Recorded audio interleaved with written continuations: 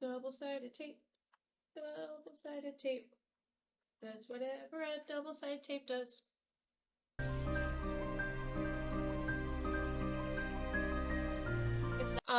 So I read 8 books in January, and it was a lot.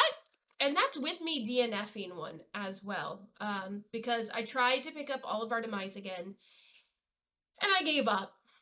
I just decided it's okay that the second book is not as good as the first, and that she probably did it because as a compilation, the book was going to be too big, so the publisher made them separate it.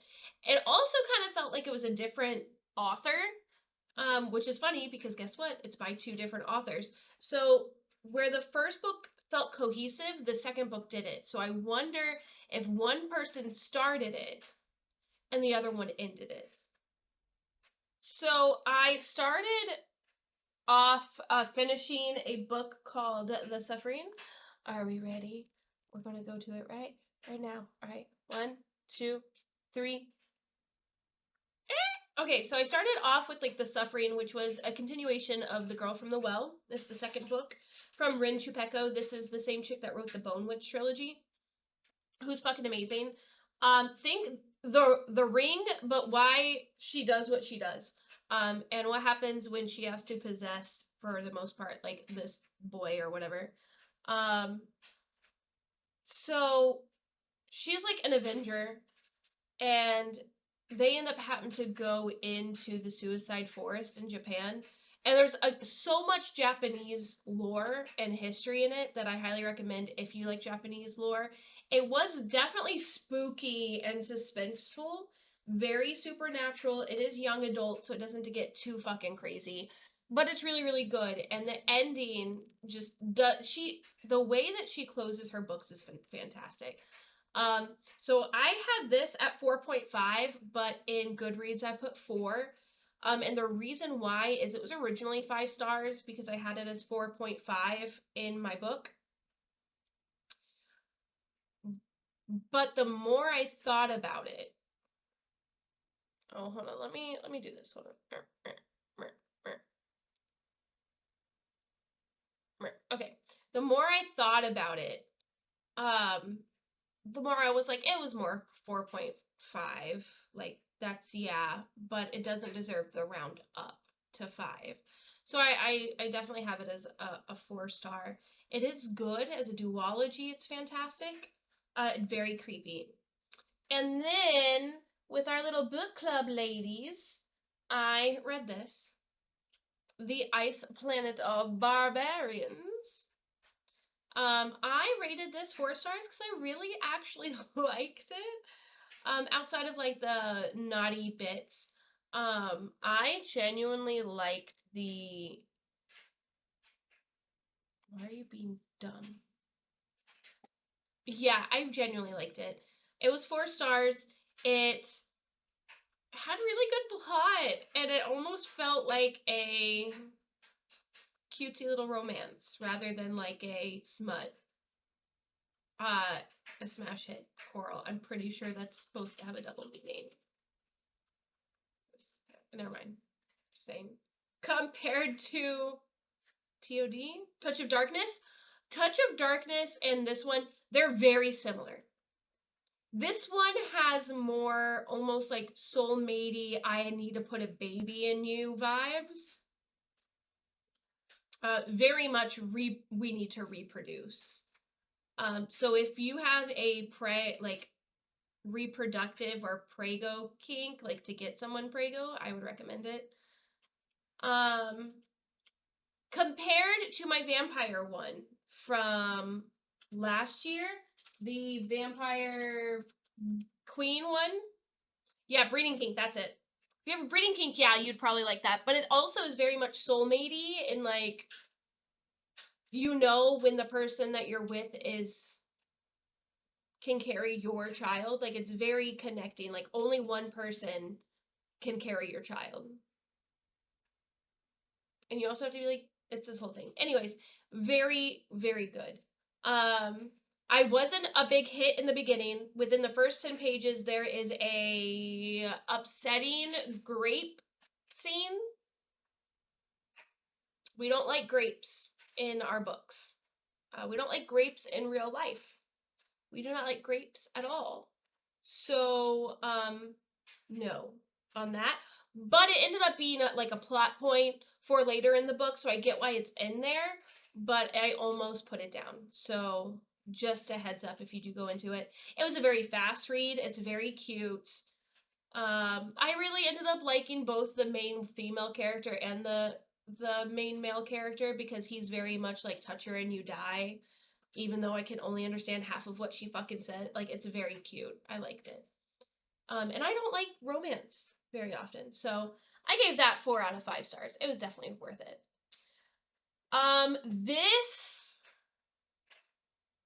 This book will probably go down as my Addie LaRue of 2023, and I don't say that lightly. The 10,000 Doors of January had the same vibes as Addie LaRue's like immersion. It had the same feeling of emptiness when you're done with it. I couldn't not listen to this book. Now, I did it in Audible because I've been putting it off for a very long time.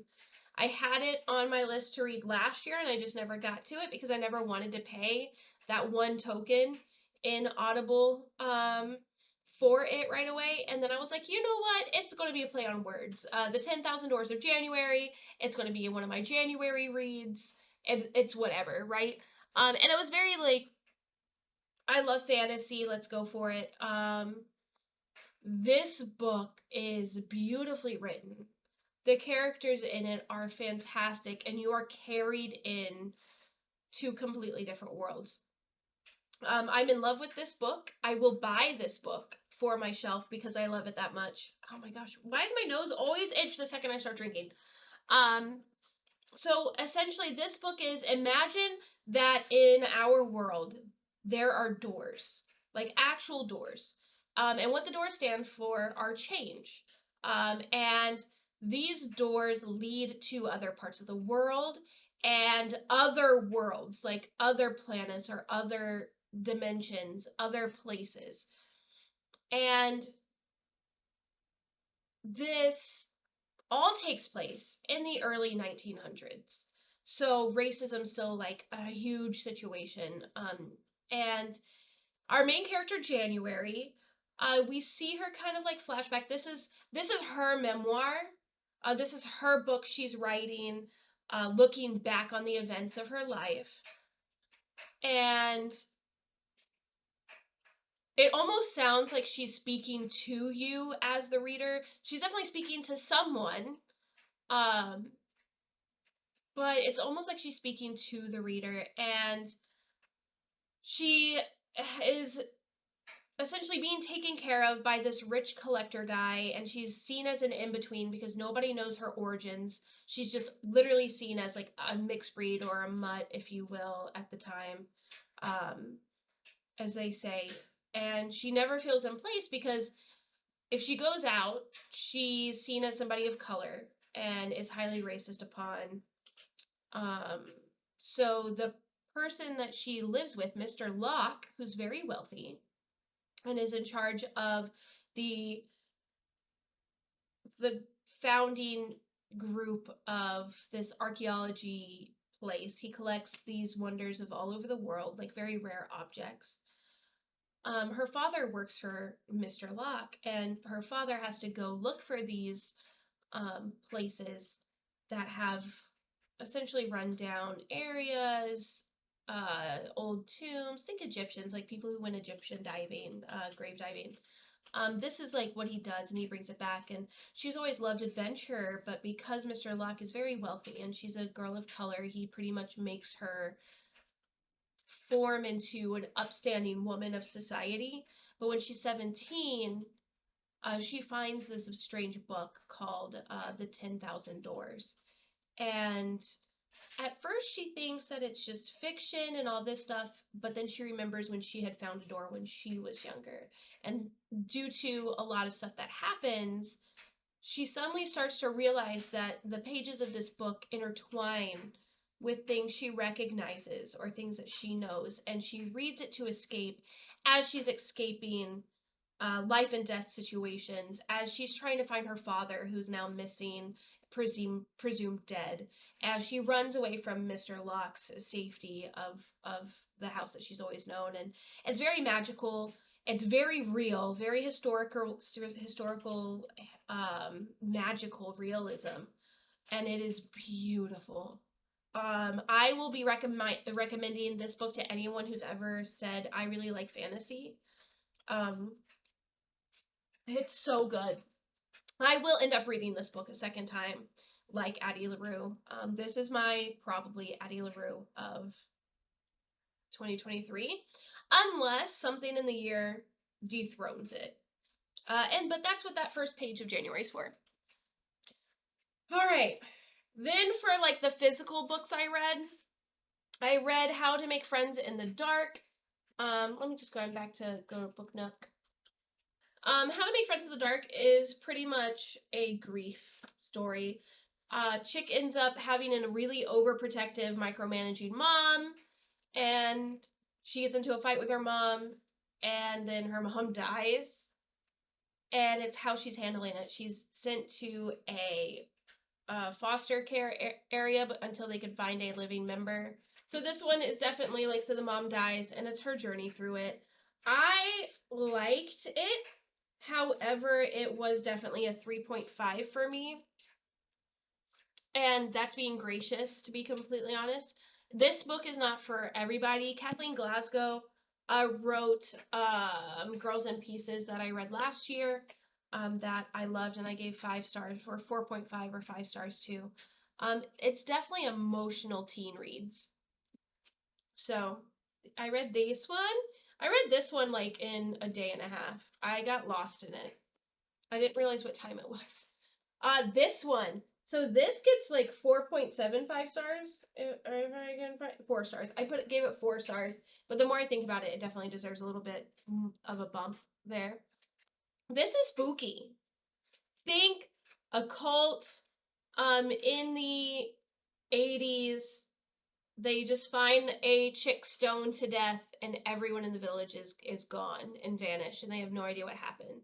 They know it's linked to this new preacher that came to town, but nobody has any proof or knows anything. And this chick has this a docu-series in her head that she wants to get picked up by Netflix. And her grandmother actually is from this lost village.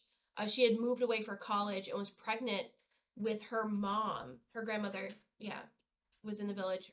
She was pregnant with the girl's mom when the town vanished, and she's one of the ones that had gone back and been like, where the fuck is everybody? So it's really great because there's also like letters, there's history.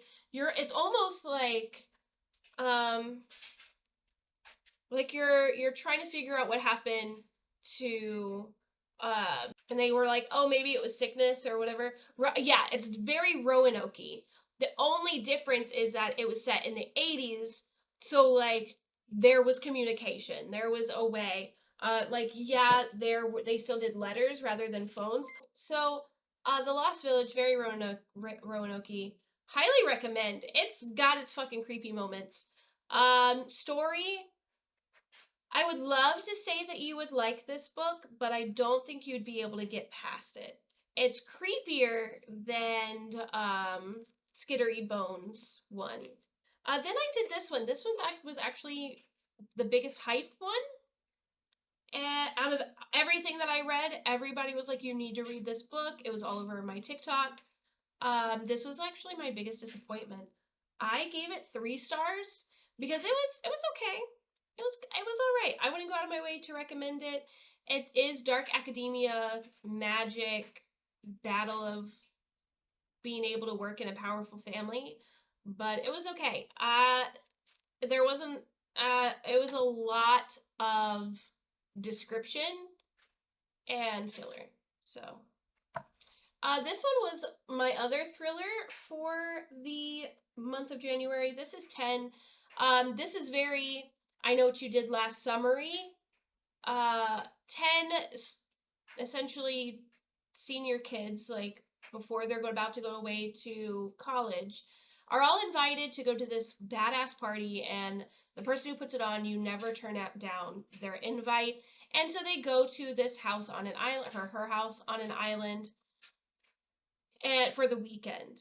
And they're all like, "Oh, how do you know so and so?" And a lot of them don't know each other. Some of them do. It's all very touch and go.